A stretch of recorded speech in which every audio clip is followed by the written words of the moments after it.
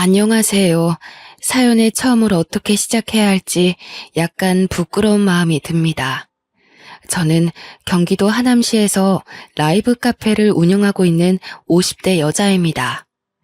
젊었을 때부터 학생의 낭만이라는 통기타를 좋아해서 아주 일찌감치 라이브 카페에서 노래를 부르는 아르바이트를 하고 있었습니다.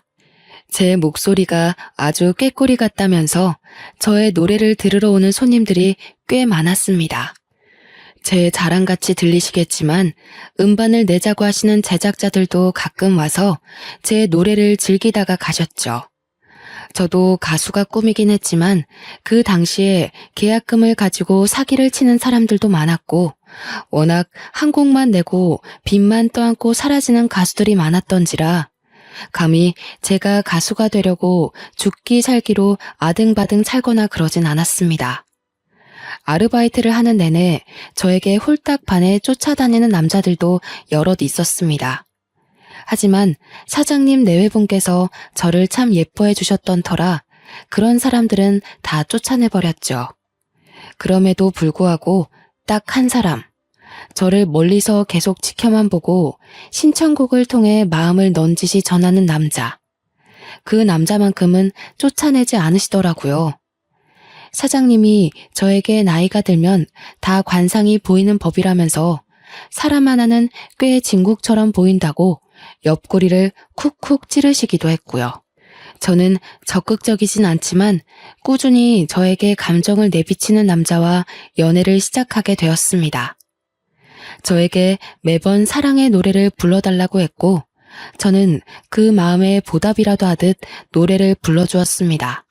그렇게 라이브 카페에서 쪽지를 주고받다 서로 눈이 맞아서 연애를 하게 되고 결국엔 결혼까지 꼴이 나게 되었습니다.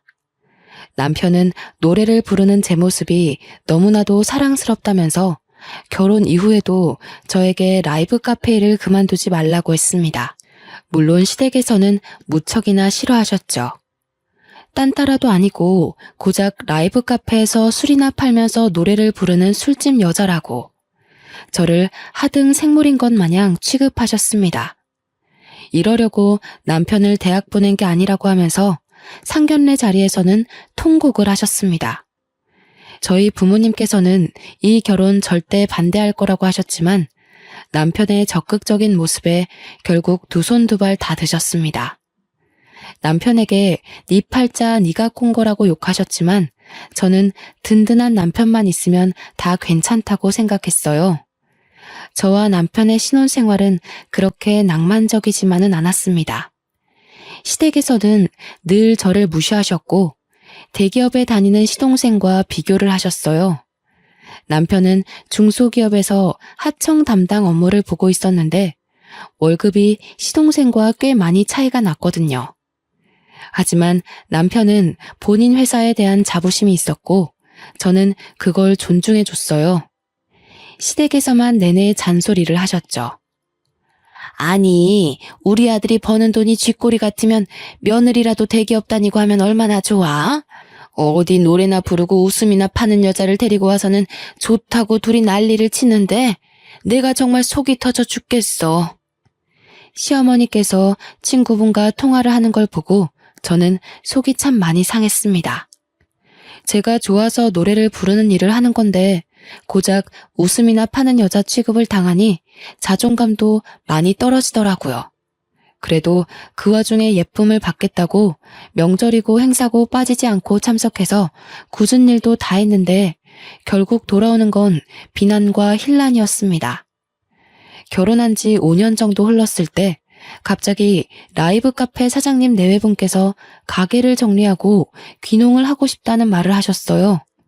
그런 언질조차 받지 못했었는데 정말 하루아침에 정리를 하겠다고 하시니 너무나도 당황스러웠습니다. 그럼 라이브 카페를 아예 정리하시는 거예요? 그래서 말인데 미선 씨가 인수해서 운영하는 건 어때? 제가요?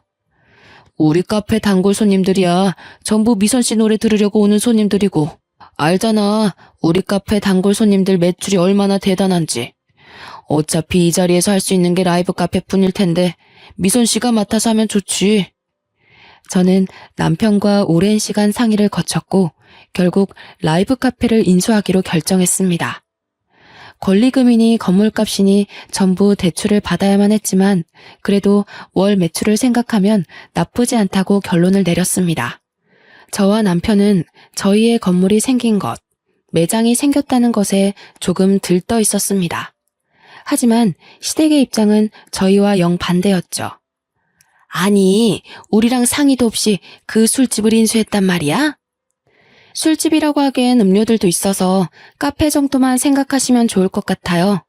매출도 꽤 나오고 자리도 정말 좋은 자리였고요. 손님도 됐다.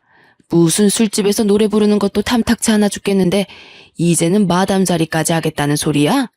내가 어디 가서 우리 맏며느리가 뭐하는 여자냐고 물어보면 대답을 못해. 어디 상의도 없이 그 큰 돈을 대출받아서. 엄마, 거기 장사 잘 되는 자리야. 우리 와이프 노래 들으러 오는 손님들도 엄청 많고. 내가 쪽팔려서 고개를 들고 다닐 수가 없어. 그리고 너네가 인수한다고 그 가게가 계속 잘 될 것 같아? 무슨 1, 2천도 아니고 억 단위로 대출을 받아서 그걸 사. 미쳤어? 어머님, 저희도 고민하고 결정 내린 일이에요. 그렇게 고민해서 수억을 대출받아다가 하는 일이 고작 술 파는 거 아니야. 내가 정말 속이 상해서 어디 가서 말도 못하고 숨을 쉴 수가 없다 내가. 너희 시아버지가 학교 교장 선생님까지 하고 퇴직한 거 알고 있지? 그런 교육자 집안 맏며느리가 술집에서 운영한다는 게 말이나 되는 소리니? 라이브 카페가 다른 술집과 다르다고 몇 번이나 설명을 드렸지만 어머님께서는 들을 생각도 하지 않으셨습니다. 계속해서 교육자 입안을 운운하시면서 술집에서 일한다는 게 너무나도 마음에 안 든다고 가슴을 퍽퍽 치셨습니다. 저희가 무리해서 대출을 받긴 했지만 라이브 카페 수익을 생각하면 그건 사실 아무것도 아니었어요. 몇 년만 고생하면 다 갚을 수 있을 정도로 입지가 탄탄한 자리이기도 했고요. 하지만 시댁에서는 결국 저에게 손가락질을 하기 시작했고 마음에 들지 않는 일만 잔뜩 한다면서 결국 저를 무시하고 괴롭히기 시작했습니다. 카페가 자리 잡아야 할 타이밍에 저를 매번 불러다가 일을 시키고 시집살이를 시키셨어요. 갑자기 안 하던 김장을 해야겠다면서 저에게 배추를 손질해서 절여오라고 하시질 않나. 시아버님 생신날에도 저에게 갈비찜에 잡채에 전골을 끓이라고 요구하시지를 않나.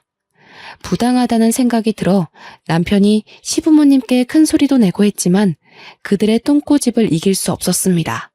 거기다가 시어머니께서 저를 계속해서 무시하니 시동생이라고 저에게 곱게 나왔을까요? 아니 형수, 이거 형수님이 만든 음식 맞죠? 갈비찜이요? 네네 맞아요. 왜요? 갈비가 너무 질기고 맛이 없어서요. 살림 이렇게 하면 형은 화 안 내? 너 그게 형수한테 무슨 말버릇이야? 아니 내가 뭘? 갈비찜이 맛없어서 맛없다고 한 건데 그게 죄야? 죄는 무슨 죄야. 맛없는 걸 어쩌니? 고기를 어떻게 삶았길래 이렇게 질겨? 아버지는 드시지도 못하겠다. 치워라 얘. 저는 정말 너무 화가 나서 눈물이 날 지경이었습니다. 하지만 별 수 있겠어요? 똥이 더러워서 피하는 거지 무서워서 피하는 건 아니니까요. 제가 시동생에게까지 무시를 받자 남편은 친정을 더 자주 가고 시댁에 가는 발걸음을 점차 줄여나가기 시작했어요. 저는 그 가운데서 눈치를 보고 있었지만 남편은 제게 눈치 보지 말라고 했습니다. 나는 라이브 카페에서 노래하는 당신에게 반한 거야. 내가 제일 사랑하는 모습이고 평생 보고 싶은 모습이라고. 그러니까 우리 스트레스 받아가면서까지 우리 집에 가서 그런 수모를 당하지 말자. 든든한 남편의 말에 저는 결심을 했습니다. 부당한 대우를 나서서 받지 말고 라이브 카페 운영에 더 집중하자고요. 저는 그날 이후로 시댁에서 부를 때마다 일이 바쁘다는 핑계로 피했습니다. 그리고 카페 운영에 더욱 신경을 쓰기 시작했어요. 아무래도 10수년간 한자리에서 인테리어 공사도 없이 운영했던 카페라 손님은 있었지만 다 오랜 단골 손님들이었고 젊은 사람들은 없었습니다. 저는 일단 인테리어부터 싹 바꿔나갔어요. 요즘 유행한다는 포토존이라는 것도 만들고 낡은 나무로 끼워져 있던 유리창도 통유리창으로 바꿔 개방감을 더 주었습니다. 연식이 있던 카페는 리모델링 하나도 요즘 젊은이들이 가장 좋아하는 모던하고 심플한 느낌의 신식 카페로 바뀌어 나갔습니다. 거기다가 입소문이라는 게 얼마나 무서운 건지 젊은 사람들이 SNS에 사진을 올리자 소문이 번지고 번져서 포토존에 사진 한 번씩 찍으러 사람들이 줄을 서기 시작했습니다.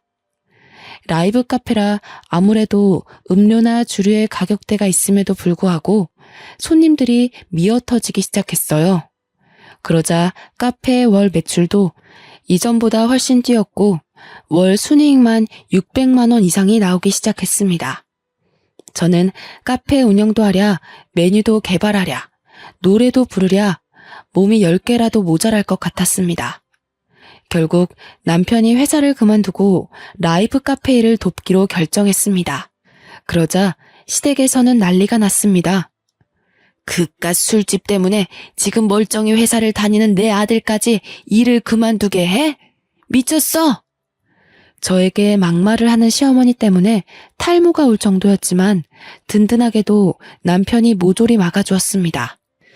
우리 와이프 월 매출이 얼마나 되는지 알고 하는 소리예요? 제가 한 달 야근 꼬박하고 뼈 빠지게 일해도 이 사람 버는 돈의 절반도 못 벌어요. 제가 나서서 일 그만두고 돕겠다고 한 거고요. 제발 우리 일에 신경 좀 그만 쓰세요. 며느리 하나 잘못 들여서 우리 아들까지 막장으로 나가는구나. 이래서 립스틱 실뻘건 거 바르고 다니는 애들이랑은 어울리지도 못하게 했어야 했는데 아이고 이제 우리 둘째 장가 간다고 상견례 하자는데 첫째 내가 술집 한다고 내가 어찌 말을 하겠니? 내가 그 자리에서 고개라도 들고 살겠니? 그럼 상견례에 저희는 안 갈게요. 그럼 됐죠? 남편은 화를 내면서 동생의 상견례 자리에 불참하겠다고 선언했습니다. 시어머니께서는 그래 차라리 잘 됐다며 되려 소리를 치셨지만 남편은 굴하지 않았습니다. 진짜 안 갈 거냐고 물어보니 사과하기 전에는 죽어도 안 가겠다고 하더라고요. 상견례 날짜가 다가오자 시아버지께서 저에게 전화를 하셨습니다. 아무리 그래도 형이 상견례에 안 온다고 하면 가족 간에 불화가 있어 보이지 않겠냐? 너희가 고집 그만 꺾고 얌전히 참석하고 입 조심하다 가거라. 아무리 싫다고 해도 남편의 가족이다 보니 저는 눈치가 좀 보이더라고요. 결국 남편을 설득해서 상견례 자리에 참석하게 되었습니다. 상견례 자리에서 시어머니는 얼굴에 웃음꽃이 아주 활짝 피셨더라고요.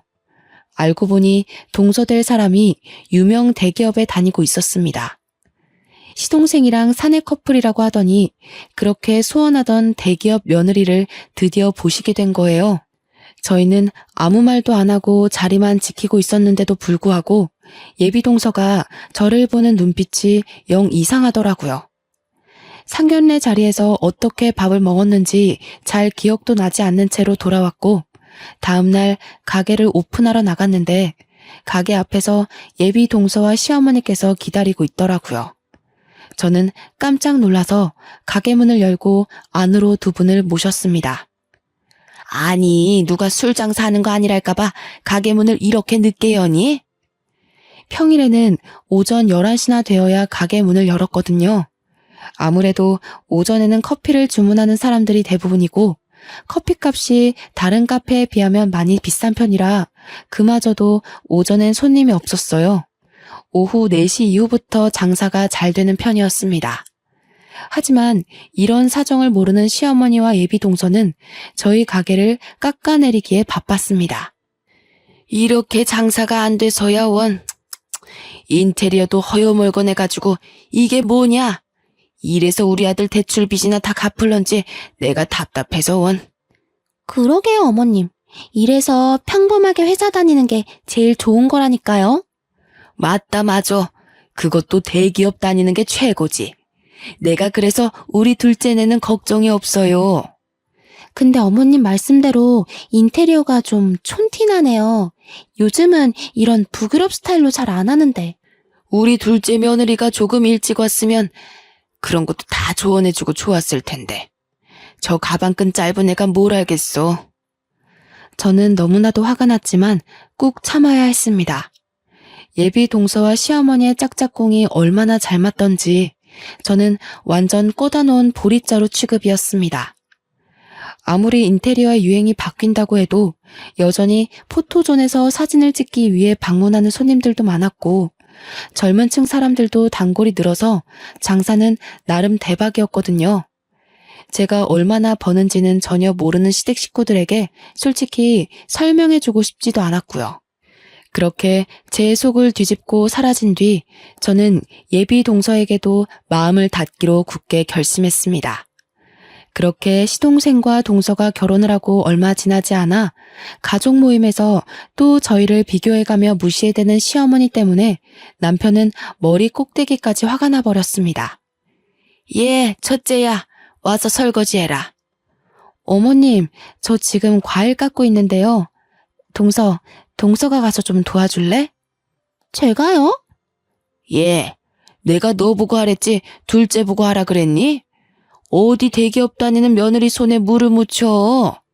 너 평소에도 설거지에 음식에 카페에서 맨날 하는 일인데 시댁 와서 하는 게 싫다 이거야? 그 소리를 들은 남편이 열받아서 시댁을 뒤집어 엎어버렸죠. 대기업. 무슨 대기업이 감투라도 됩니까? 끽 해봐야 월급쟁이면서 우리 와이프 손에는 물 묻혀도 되고요.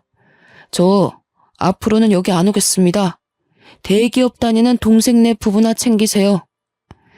남편은 제 손을 잡고 시댁을 빠져나왔어요. 그 이후부터는 남편이 명절이든 행사든 시댁에 절대 가지 말자고 하더라고요. 그리고 그 약속을 지켜주었습니다. 저에게 오라고 난리치는 시어머니를 완벽하게 차단해 주었어요. 남편은 명절 수고비라며 동서에게 돈을 송금하고는 일절 시댁 방문을 하지 않았습니다. 솔직히 시댁에 가지 않아도 돼서 좋았고 또 그런 강단 있는 남편의 모습에 저희 친정에서도 무척이나 좋아하셨고요. 그러던 와중 장사는 점점 잘 되고 가게에 줄을 서는 사람들이 늘어가자 저희는 고민을 하게 되었습니다. 가까운 자리에 땅이 나면 건물을 하나 새로 올릴까 하는 그런 고민이요. 안주값을 올렸음에도 불구하고 손님들이 자리가 없다고 불평을 하며 줄을 섰거든요.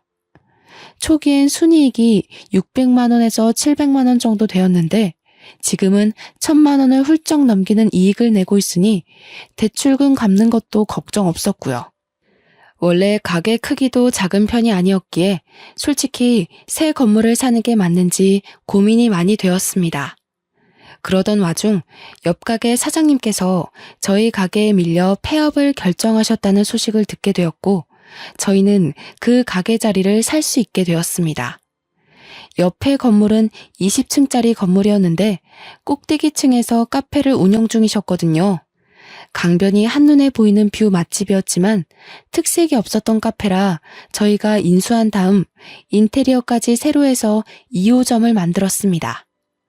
기존의 라이브 카페 형식이 아닌 요즘 젊은 사람들이 좋아하는 라운지 펍 같은 분위기로 꾸미고 2호점은 남편이 운영하기로 결정했습니다. 저희 가게에 시그니처 메뉴들을 다 가져다 놓았더니 홍보도 안 했는데도 손님들이 줄줄 미어 터지는 게 아니겠어요? 옥탑도 있고 야경도 멋지게 보이는 자리라 그런지 오픈한 지 2-달 만에 각종 방송에서도 취재를 나오기 시작했습니다. 장사가 잘 되니 명절 같은 대목에는 자연스럽게 시댁 방문을 더욱더 멀리하게 되었습니다. 남편이 수고비라는 명목으로 시댁에 돈을 보내니 시댁에서도 딴소리를 못 하셨고요. 저희 둘이 버는 월 순이익이 2천만 원을 넘겨가니 대기업 다니는 건 비비지도 못할 일이었죠. 하지만 그럼에도 불구하고 시어머니께서는 동서를 꼭 끌어안고 어차피 한철 지나면 쫄딱 망하는 사업이라면서 저희를 무시했습니다. 저희가 2년 넘게 시댁에 방문하지 않았으니 하루는 새해부터 시어머니와 동서가 가게로 찾아와 난동을 부리기 시작했습니다.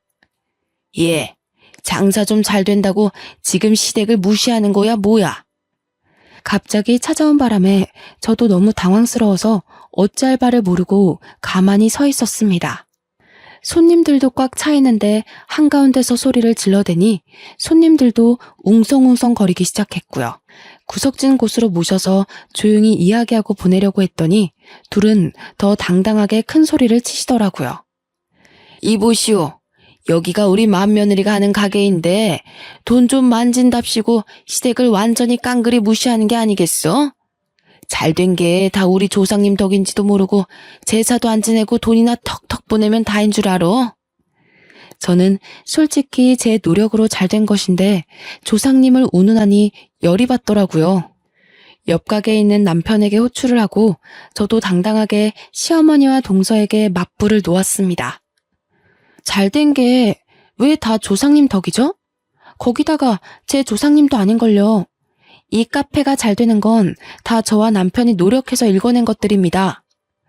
따박따박 말대꾸하는 버릇은 어디서 배워온 버릇이야? 너네 친정에서 그리 가르치디? 너네 조상님이 그러라 시키디?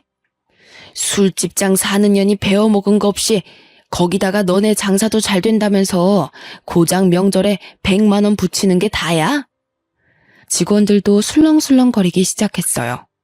저와 오래 일했던 직원들이고 제가 얼마나 노력했는지도 잘 아는 사람들이었거든요. 시어머니의 말도 안 되는 주장에 직원들이 화가 나는지 시어머니를 말리기 시작하더라고요. 여기서 이런 식으로 행동하시면 저희 영업에 방해가 되니까 다른 자리를 옮기시는 게 좋겠어요. 뭐야? 너 누군데 나한테 그런 소리래? 내가 이 집 주인네 시어머니라고. 주위에서 말리는데도 점점 발악하는 소리가 커졌습니다. 무슨 분노 조절 장애가 있는 사람도 아니면서 마치 그런 병이라도 있는 사람인 것 마냥 소리를 고래골래 질러댔어요. 말도 안 되는 트집을 잡아가면서 말이에요. 말리는 사람들을 뿌리치고 저한테 달려와서는 막 삿대질을 하는데 정말 당황스럽더라고요. 저희 직원들 말 못 들으셨어요? 여기서 이러시면 영업 방해예요. 영업 방해? 이게 미쳤나? 어디 시어머니 무서운 줄도 모르고 그딴 소리를 짓거려. 오늘 너 죽고 나 죽자. 도대체 왜 이러시는 건데요? 돈 좀 번다고 유세했더니 한 달에 버는 돈이 몇 천이라고 방송에 나와서 떠들더니 우리를 무시하고도 네가 잘 될 줄 알아? 제가 언제 무시했다고 그러세요? 술 파는 사람이라고 무시한 건 어머님이시잖아요. 내가 뭐 틀린 말 했니? 술 파는 거 맞잖아. 장사가 잘 되면 돈이라도 턱턱 내놓던지. 다른 며느리들은 시어머니 용돈하라고 매달 100만 원, 200만 원 준다는데 넌 뭐야 도대체? 잘난 대기업 다니는 며느리 두고 왜 저한테 그러세요? 어머 형님, 제가 버는 게 되면 얼마나 된다고 그러세요? 잘 될수록 나누면서 살아야 한다고 하던데 형님 너무 욕심 많은 거 아니에요? 그럼 동서도 장사해. 어디 대기업 다니는 애 보고 이딴 술 장사나 하라는 거야? 말 같지도 않은 소리로 저에게 쏘아대는데 주위를 둘러보니 카페에 왔던 손님들이 전부 핸드폰으로 사진 찍고 동영상 촬영을 하고 있더라고요. 결국 남편이 경찰과 함께 등장했고 시어머니는 경찰까지 불렀다면서 난리가 났습니다. 영업방에 운운하더니 지 시어머니 무서운 줄 모르고 경찰을 불러? 나가세요. 왜 여기 와서 이러세요, 어머니? 너도 그러는 거 아니다. 키워준 은혜도 모르고 너무 배은망덕한 것 아니냐? 이게 다 전현한테 물들어서 그런 거야. 분에 못 이겨 시어머니께서는 제 머리채를 잡고 흔들기 시작하셨습니다. 경찰이 놀라서 시어머니를 제게서 떼어놓으려고 했고 저는 머리채가 잡힌 채로 이리저리 끌려다녔습니다. 옆에서 제잘제잘 거리면서 시어머니 편을 들고 얄밉게 굴던 동서는 경찰이 등장하자 꿀먹은 벙어리가 되어 입을 꾹 다물었고요. 시어머니는 결국 영업방해 및 상해죄로 경찰과 함께 경찰서로 가게 되었습니다. 다시금 카페가 잠잠해지자 시키지도 않았는데 직원들이 서비스라며 각 테이블에 음료를 나르기 시작했어요. 그러자 손님들께서도 해프닝이라고 여기시더라고요. 저에게 다가와서 동영상 다 찍어두었다면서 증거가 필요하시면 보내드리겠다고 했어요. 남편은 그런 손님들에게 증거 영상을 다 받아다 두었습니다. 남편과 함께 경찰서로 가니 동서와 시어머니께서 조서를 쓰고 있더라고요. 제가 도착하자 저를 있는 힘껏 째려보시는데 정말 무슨 소리를 해야 할지 모르겠더라고요. 경찰이 저에게 조서를 써야 한다고 해서 옆자리에 앉았더니 저를 향해 비난을 퍼붓기 시작했습니다. 영업방해는 무슨 얼어 죽을 영업방해야? 내가 시어머니가 되어서 그 정도 말도 못해? 그리고 경찰관님, 쟤네들이 한 달에 버는 돈이 얼만지 아시오? 돈을 벌면 어른한테 갖다 바쳐야지. 지들끼리 잘 먹고 잘 사는데 이건 노인학대 아니야? 자꾸 이러시면 가게에 찾아와서 난동 부린 거 전부 소송하겠습니다. 뭐가 어쩌고 어째? 아주버님, 서운하게 뭘 그렇게까지 말씀을 하세요. 그저 가족끼리 서로 돕고 살면 좋은 거죠. 가족끼리 신고하고 얼굴 붉혀서 뭐 하겠어요? 안 그래요, 형님? 아이고, 며느리 하나 잘못 들였다가 결국 이 사달이 나네. 내가 다 늙어서 이런 수모를 당하면서 살아야 하나. 시어머니의 저런 행동에 남편은 또 얼마나 속이 상할까 싶더라고요. 저는 결국 법적 조치를 원하지 않는다고 말을 했어요. 남편은 이참에 본때를 보여줘야 하는 거 아니냐고 했지만 동서 말대로 가족끼리 얼굴 붉혀서 뭐 하겠나 싶었고요. 경찰 또한 저보고 좀 참으면 어떻겠냐고 설득을 하더라고요. 솔직히 남들 볼 때 얼마나 콩가루 집안으로 보이겠습니까? 저도 일이 커지는 게 귀찮고 싫어서 그냥 합의하겠다고 하고는 경찰서 밖으로 나왔습니다. 남편은 그래도 분이 풀리지 않았는지 씩씩대더니 시어머니를 향해 소리를 치더라고요. 앞으로는 명절이고 행사고 죄송해서 드렸던 용돈도 드리지 않을 겁니다. 가게에 한 번만 더 찾아오시면 그때는 가족이고 뭐고 다 필요 없어요. 영업방해로 고소하고 합의도 안 할 겁니다. 시어머니께서는 목덜미를 잡고 넘어가는 신용을 했지만 남편은 뒤도 돌아보지 않고 경찰서를 나오더라고요. 그러면서 제 손을 꼭 잡고는 참고 넘어가줘서 고맙다고 했어요. 남편의 속이 얼마나 시커멓게 탔을지.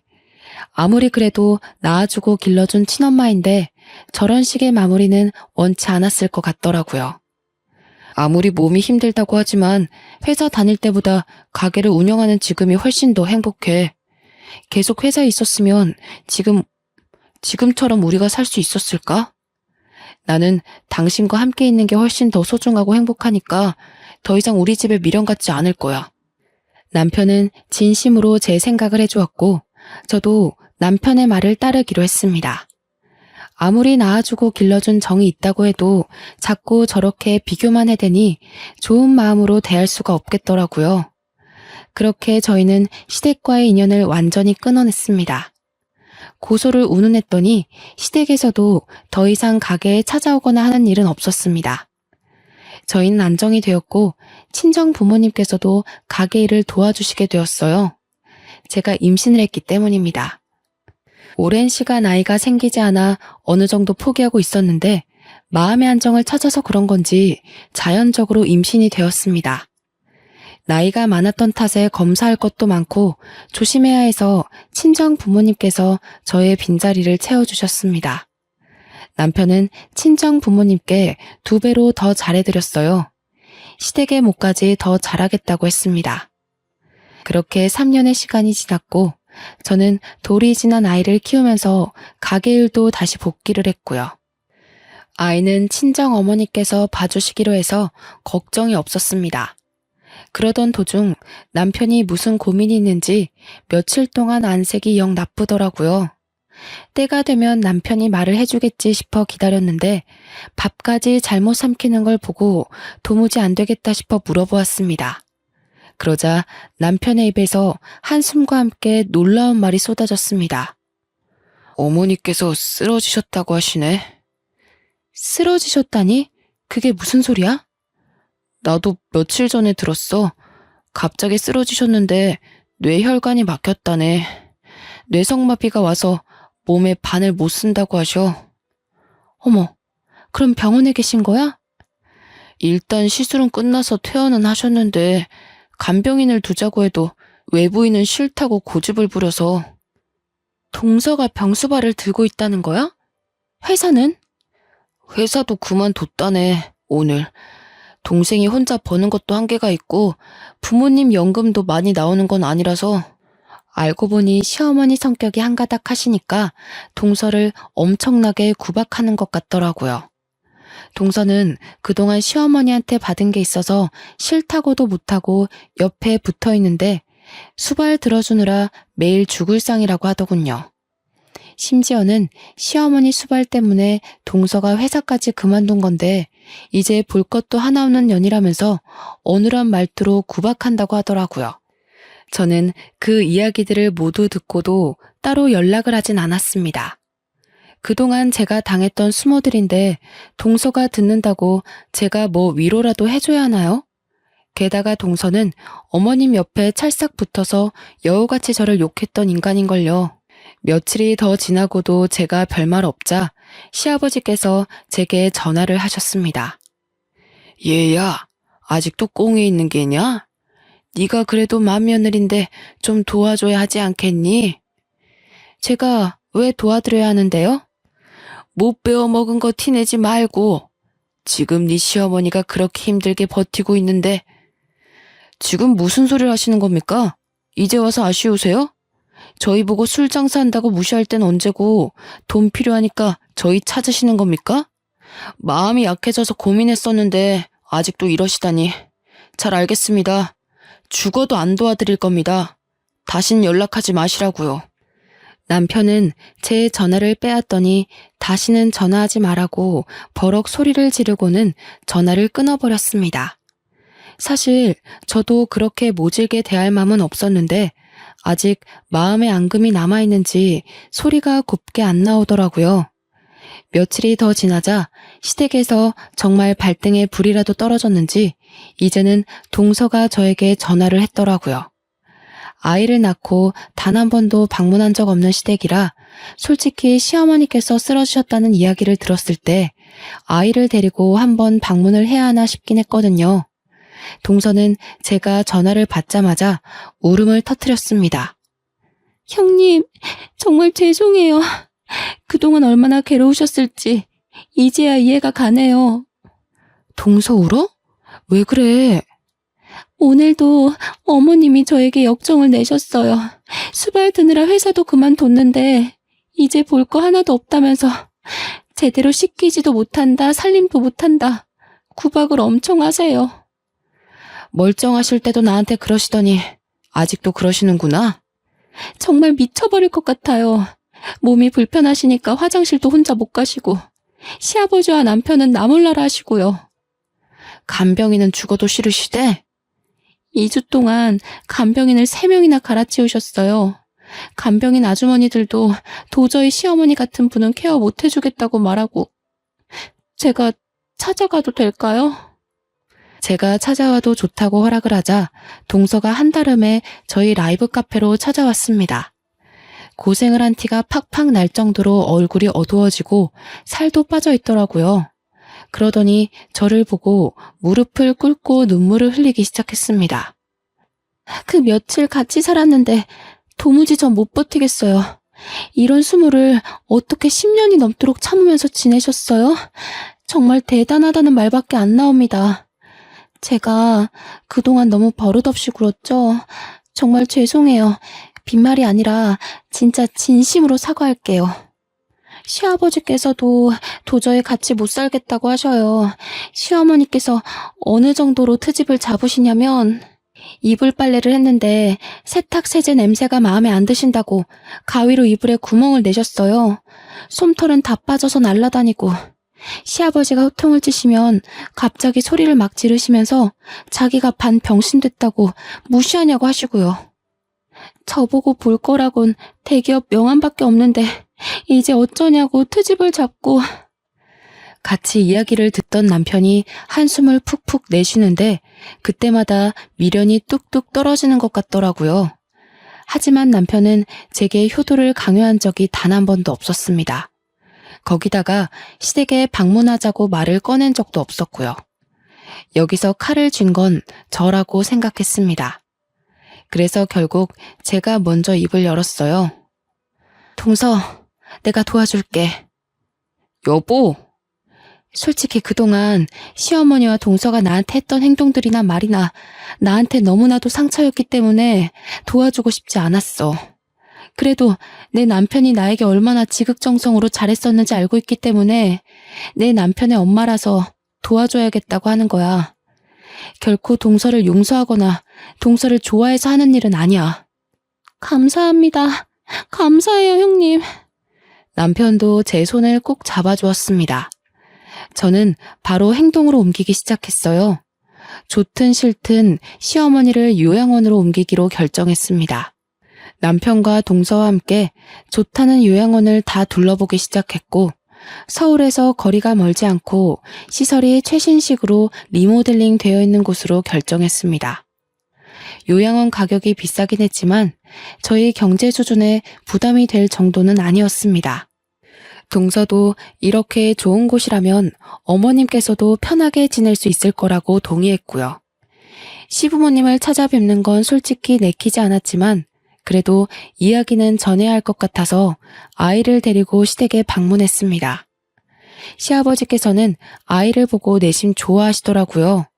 그리고 아버님께만 솔직하게 요양원을 계약하고 왔다고 이야기를 했습니다. 그래, 고맙다. 지금이라도 이렇게 마음 바꿔서 해준다니 고맙구나. 그동안 저희에게 뱉은 말들이 있어서 그런지 더 말은 못하시고 고맙다고만 하시더라고요. 결국 시어머니는 요양원으로 이송되었고 저희는 매달 자동이체를 하고 있었습니다. 그 이후에도 시아버지께서 아이가 보고 싶다는 의사를 넌지시 밝히셨지만 솔직히 저는 내키지 않아서 가보진 않았습니다. 그런데 한 3개월쯤 지났을까? 동서에게서 연락이 오더라고요. 형님, 큰일 났어요. 요양원에서 어머님 모셔가라고 연락이 왔어요. 그게 무슨 소리야? 요양원에 무슨 일 있대? 글쎄, 요양보호사 머리채를 쥐어 뜯으셨대요. 요양보호사가 어머님 씻기다가 손톱 때문에 등이 살짝 긁혔는데 자기를 무시하는 행동이라면서 노인학대가 어쩌고 저쩌고 하면서. 요양보호사 머리채를 잡아서 쫓겨난다는 이야기지? 네, 이번 주 내로 당장 비워달라고. 지금 요양보호사들 전부 어머님 방에 들어가기 싫다고 하신대요. 관리가 안 되어도 너무 안 된다고 당장 모셔가라고. 어떡하죠? 남편과 저는 하는 수 없이 동선회로 가서 대책을 강구했습니다. 결국 두 번째 후보로 두었던 다른 요양원에 급하게 연락을 했고 마침 자리가 있다고 하여 그쪽으로 옮기게 되었습니다. 하지만 한 달이 좀 지났을까? 두 번째 요양원에서도 같은 이유로 어머님의 퇴소를 요청해왔습니다. 김말자 할머님, 몸도 불편하시고 정신도 힘드신 거 다 알죠. 하지만 너무 갑질이 심하세요. 보호사들한테도 2년 전년 하는 것도 모자라서 내는 돈이 얼만데 밥을 이따위로 주냐고. 우리 영양사 선생님 얼굴에 국그릇을 집어던져서 지금 선생님들이 환자분 고소할 거라고 난리 났다고요. 저희는 결국 세 번째로 요양원으로 옮기기로 했습니다. 이번에는 제가 직접 시어머니를 찾아갔습니다. 가족들끼리 말은 맞춰놓았지만 세 번째로 옮길 시설은 정말 노후되고 평도 좋지 않은 요양원으로 일부러 골랐습니다.